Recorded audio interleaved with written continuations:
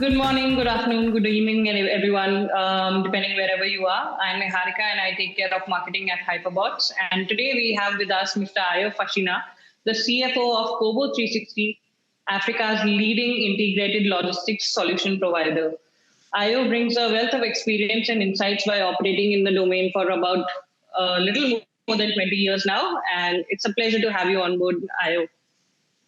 Thank you. Thank you, Harika. I'm happy to be here. Lovely.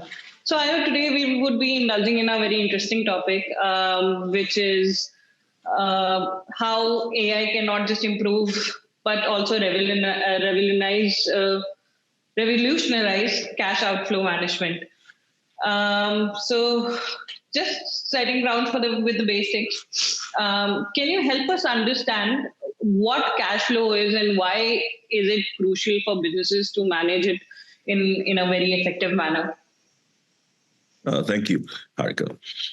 Let me first start by defining what we call cash outflow, then we'll go into cash flow generally, because with every reaction, there's an equal and opposite action. That's what they said in physics. And the same thing goes for cash. So cash outflow refers to the movement of money out of a business, whether it's for expenses, investments, debt repayment, debt service, or any other need, salary payments. It's all cash outflows. Now, managing it effectively ensures that a business can meet its obligations to various stakeholders that's expecting cash from the business while pursuing its growth opportunities. Now, typically, there's a need to manage both the cash outflows and the cash inflow, because in order to optimize the cash flow of a business, you need to monitor both of them. Because as you're paying money out, I would expect that a business will be getting money in as well. And how you time the inflow of the money and the outflow of the money is what makes you solvent or insolvent. We'll get into that a bit more. So when a business does not manage the cash flow properly, it may become insolvent. Insolvent means you don't have the cash as at when you need it to meet your obligations, and have to close down your operations as a result of maybe borrowing at a high and punitive rate, or not even being able to borrow to meet their cash obligation that they have. So managing your cash flow is very, very important. And not just looking at the cash outflow, but also looking at your cash inflow, because the inflow is what feeds your cash outflow in order for you to be able to meet those obligations. So I would say it is important for businesses, including banks, not just businesses. You would think maybe banks don't have their problem of cash inflow or outflow because they deal in cash. However, they too have issues around cash inflow and outflow, but we won't get into that today. To manage the cash flows carefully, businesses need to make sure that a proper cash flow optimization technique is adopted.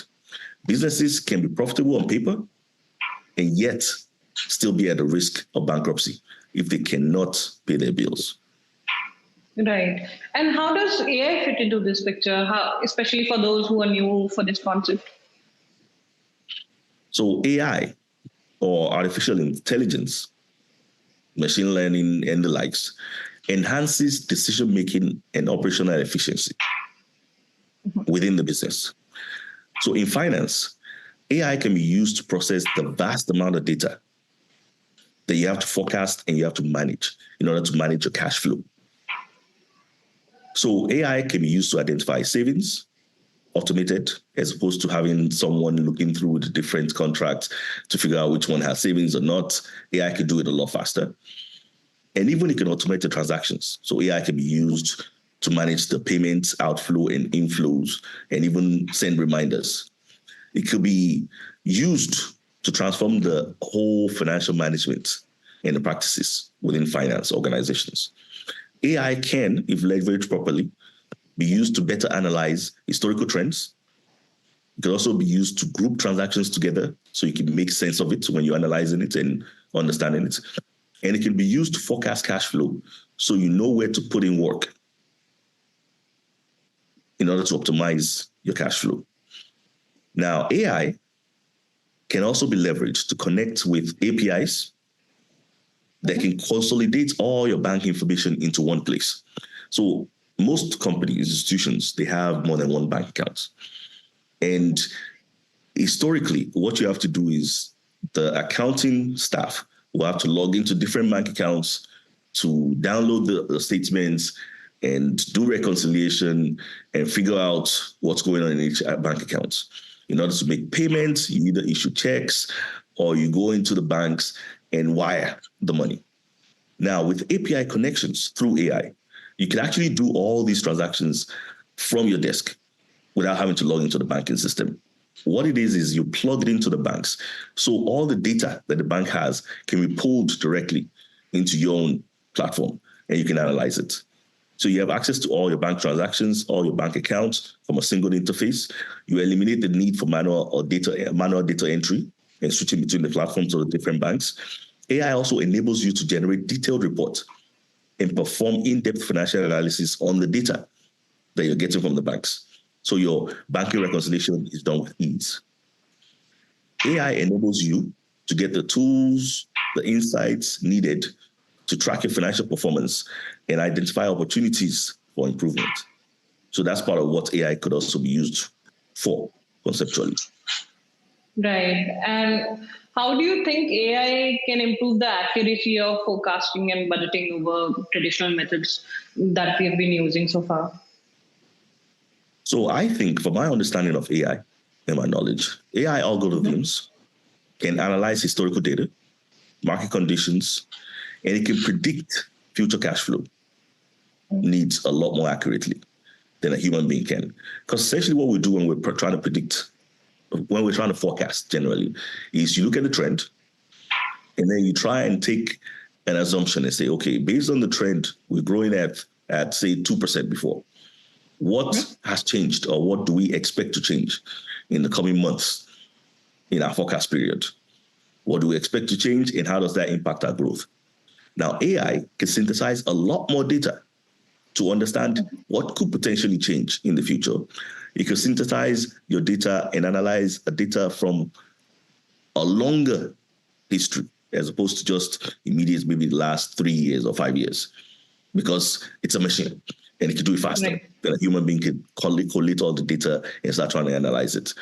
So this helps to create a more realistic budgets, financial plans, and forecasts. So AI algorithms can provide the real-time comprehensive forecasting, which helps you gain a complete visibility into your cash flow. So it looks at both the cash outflow, the inflow, and other areas which you may not be able to capture from an individual, but because it's a machine and it has all the data in there, it can synthesize that data and come out with useful conclusions. So what it does is it now allows you to accurately forecast your financial position and make informed decisions based on that data that is provided to you. It can also be used in scenario analysis and planning by seamlessly analyzing the cash positions and simulating what-if scenarios. Because what-if scenarios is like, we'll say we're building sensitivity into the forecast. Because when you think about it, forecast is trying to predict what will happen in the future. And because we all do not know what will happen in the future, it helps to have sensitivity analysis, that is what-if analysis in the scenarios, into what happens. I might think the growth will be 5%. What if it's 3%? What if it's 8%? What does that translate to? That's what sensitivity and what-if analysis means. And AI can be used to do that with a snap, as opposed to historically where we have to build that sensitivity table, you need to match it, and then figure out and test it and make sure that you haven't missed something in there. So what I believe is that AI can be used to help you make informed decisions, optimize your liquidity, and mitigate your risk a lot better than an accounting clerk or finance analyst can do, if employed the right way. Right. Thank you for answering that, Ayo. I think that gives us quite an insight on how AI in finance has evolved so far. Talking about the operational efficiency and expense management bit, can you help us understand how AI's role in enhancing operational efficiency has has been role playing so far. Can you delve a little deep into it? Okay. So as I was saying before, all these things that we're doing is actually improving your operational efficiency. The time it would take AI to do a task is a fraction of the time it would take a finance analyst to do the same task because it's computing power.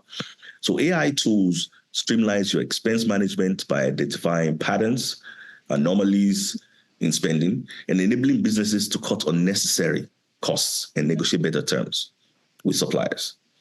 Now that helps your cash outflow. AI can also be used to optimize cash flow by closely monitoring payment terms and taking advantage of discounts, as well as delaying payments when the payment terms allow for it. This is managing when your cash goes out. So if you go out faster, if you're getting discounts, you delay it if you're not getting a discount and it's not due yet, in order to manage your ultimate cash-to-cash cycle, which is very important. Right. AI can also be used to optimize your payment timing. It's generally best to stick to your established payment schedules in order to ensure predictability. But don't completely rule out the early payment that I was talking about before, because sometimes it makes sense. AI can be used to track when early payments make sense and determine whether you should go for it or not, depending on the discount that you get from the early payment and your availability of cash, because the AI can see your cash position and see if you can and are able to make their early payments. AI can also be used to check if you have surplus cash, like I was saying, in which case it can prompt advancing pay to suppliers that offer early payment discounts. Another way the AI can help your operational efficiencies, AI can help increase visibility into your procurement data. When your P2P process is not strong enough to provide reliable information for your cash flow forecast, then AI can be adopted to identify the problems that may be inside their operations for your payment. And then if you adopt AI, it would ensure that your purchase orders and your invoices are properly matched and make it easy to tell at a glance whether or not you're on track to meet your expenses or not. Because you have all the invoices processed. You've matched them. Now it's up to you to pay now or pay later. But AI could also give you a dashboard and say, this is your available cash. These are the invoices that are matched. If your available cash is less than the invoices matched, you now look for how do I delay the timing of the payments, pending when cash inflow comes in order to be able to match those payments efficiently. So AI can give you that a lot quicker, as opposed to having to wait for the different accounting clerks to process the invoices, which may take days, something that AI can do in minutes. Mm-hmm. So that's how AI can be used to enhance your operational efficiency by adopting it inside your AP side and even in your accounts receivable side, which we may talk about later as we go along. Right. Thank you for answering that, Ayo. Talking about risk management and fraud detection for now, how about risk management and fraud detection? I mean, how do you think AI is making a difference in these spaces?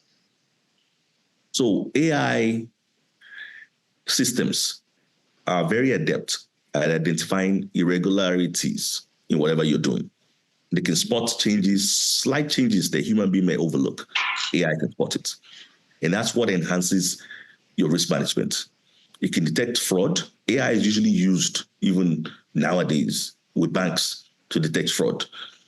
So for example now, if you typically use your credit card for transactions less than $200, and all of a sudden you start charging $1,000 transactions, most banks would deny the charge and then send you a text that you should call them, that fraud is suspected on your account. Right. Now, this is not done by an individual. It's AI that's doing it. So there's AI that's been employed to check the transactions on credit cards. And when they see unusual transactions, it automatically flags and stops the transaction from going through. Now, that's how AI can be used to enhance risk management within an organization that adopts AI into its financial and operating systems. And it can significantly reduce risk by protecting your company's cash outflows. So in the case of the credit card I was giving you, It stopped their payment from going out. And lo and behold, it may be fraud. It's happened to me before where it was actually fraud. Right. And when I reached out to them, I said, oh, no, I did not charge that. And they quickly stopped it and canceled even the card and reissued the card because it's been compromised. Right. So AI in your system can also be used to do that kind of protection by checking trends and identifying irregular transactions and indicating which could be fraud or which could be a duplicate payment. It could not be fraud. It could be sometimes when accounting clerks are doing payable clerks, they can do payments twice. It's human error. But a machine technically shouldn't do that. It should be able to catch that. Right. Understood. And with AI playing such a big role, how do companies ensure compliance and ethical use?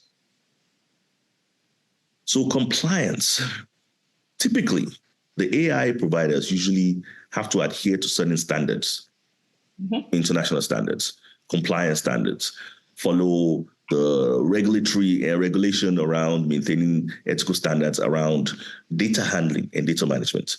Because there are various data rules nowadays, especially because data is everywhere. And there's a lot of people analyzing data. There are data rules and regulations around personally identifiable information. There are rules and data around information that has to be kept confidential, and the level of confidentiality are defined by certain different regulations across the world. So what AI can do is AI should make sure that the level of the implementation of their solution of the AI is within the standards and the requirements of all those regulations in order to ensure that trust and reliability is inside the AI tool. So AI tool would also have access rights. It would have classification of data. Some data may be general, some are sensitive, some are secret, some are top secret. All their classification would be enabled inside an AI. So a good AI tool would be able to identify and differentiate between data levels of quality and security on it.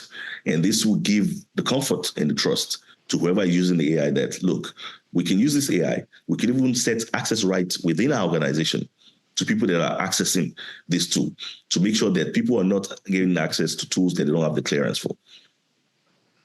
Absolutely. Thank you for answering that, Ayo. And I think we have spoken about fraud detection, risk management, and you explained that with the credit card incident that you faced. But any other examples that you would like to highlight where AI has successfully optimized cash flows? I'll give you an example at our organization currently. So when we started, we're an e-logistics platform. And what we do is we match transporters to goods owners that are trying to move their goods, to ship goods.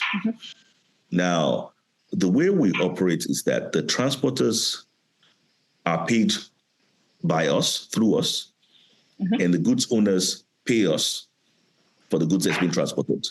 So we manage the cash inflow and outflow between the goods owners and the transporters.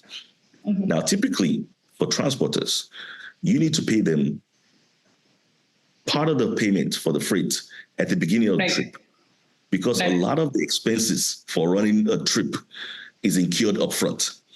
The fuel, the driver expenses, and all that thing, all those things have to be managed and paid upfront before you even deliver the goods. Now, typically customers pay maybe net 30 days after invoicing.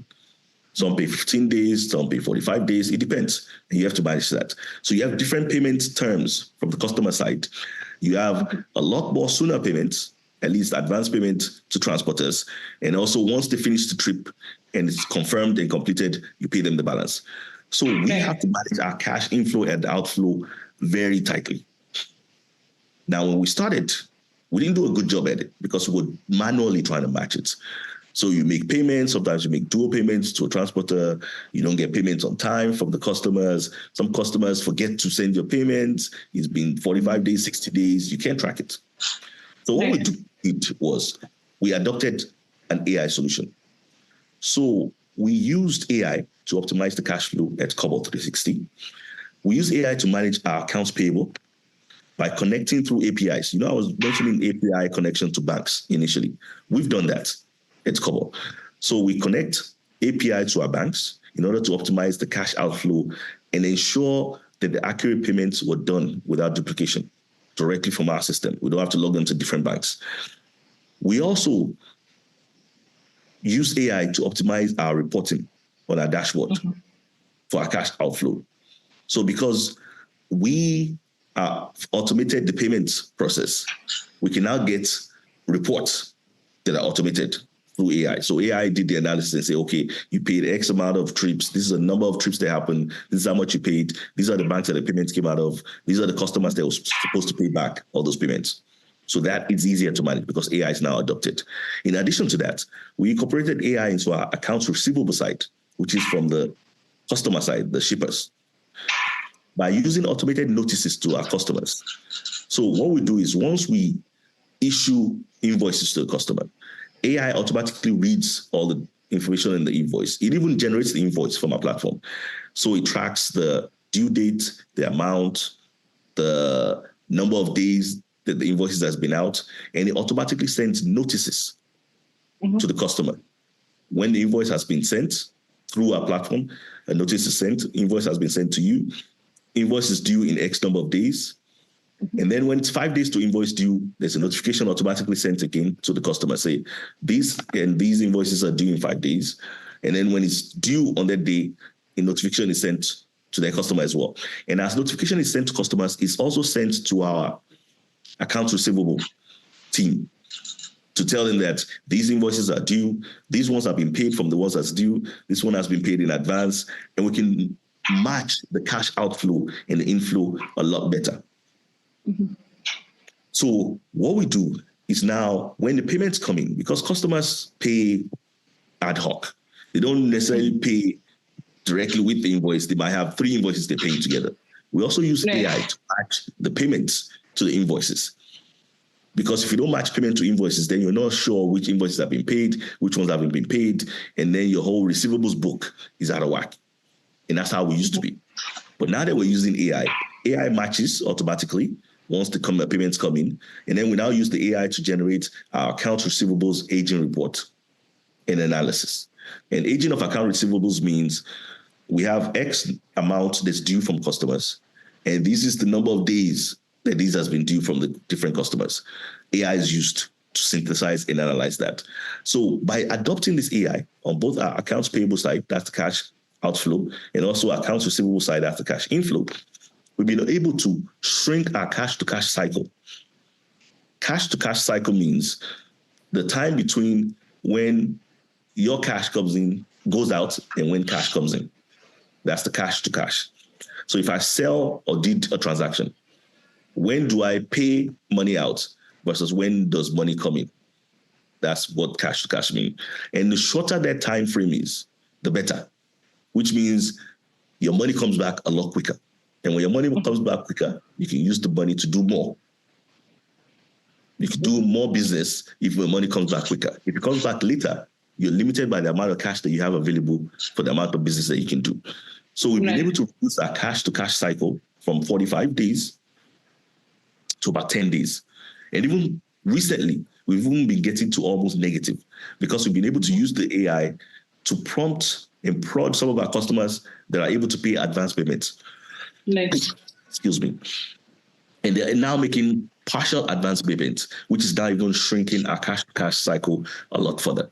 And we're also able to delay some of the payments to transporters that we know can afford to support their kind of delayed payments. So ultimately, our cash-to-cash cycle has improved significantly by almost more than a month tighter than it used to be in the past. So that's an example of how AI has been successfully deployed to optimize cash flows.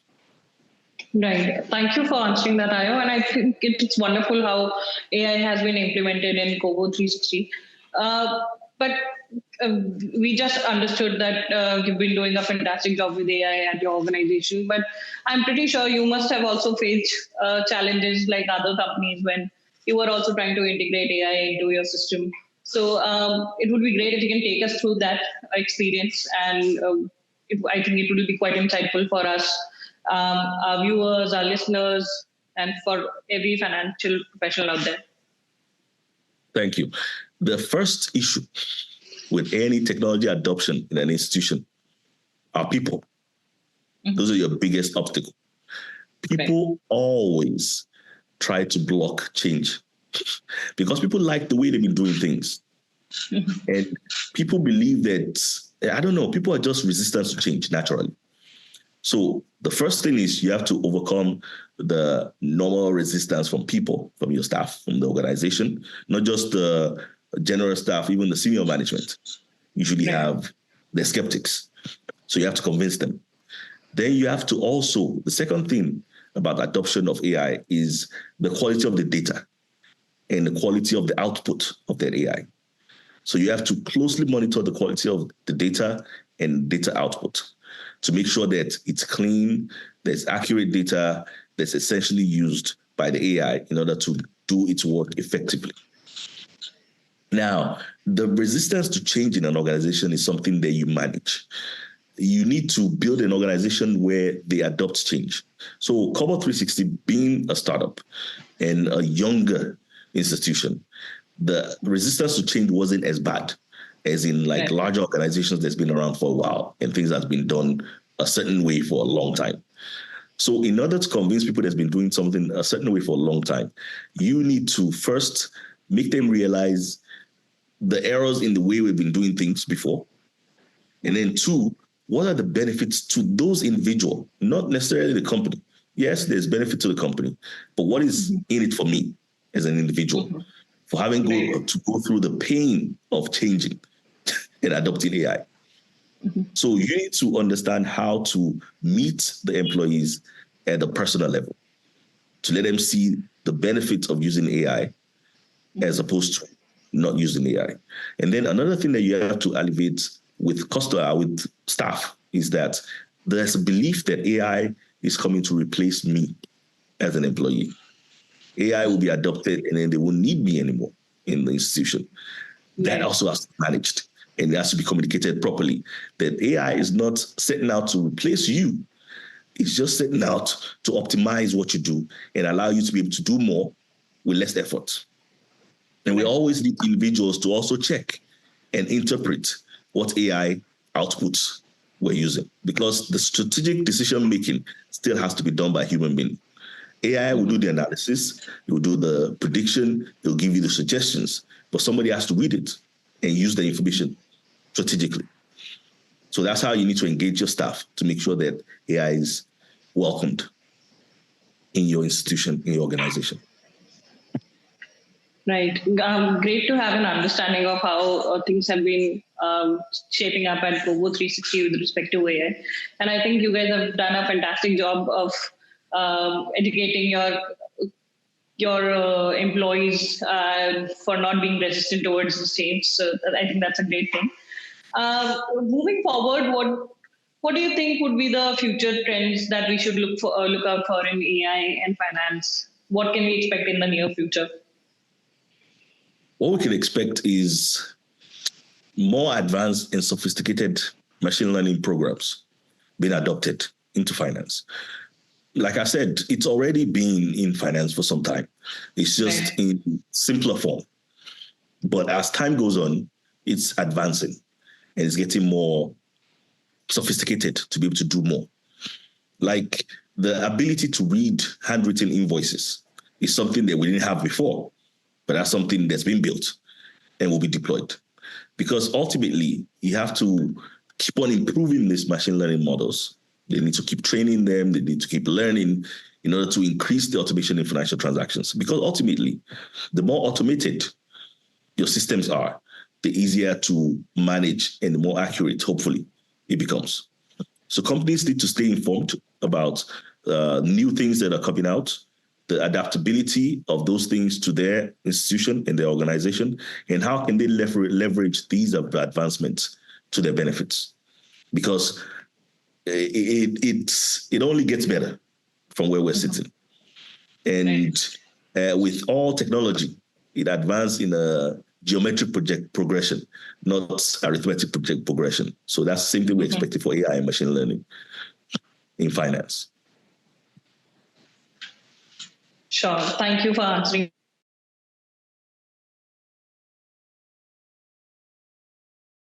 Future is going to approach us with all the advancements. Finally, what advice do you have for our junior finance listeners who are eager to navigate in the AI-driven financial landscape? So the main advice to junior finance listeners is that you need to focus on building a strong foundation in both finance and technology. You need to understand the basics of machine learning and AI. You need to understand how it works. You need to stay curious. You need to continuously improve yourself to be up to date.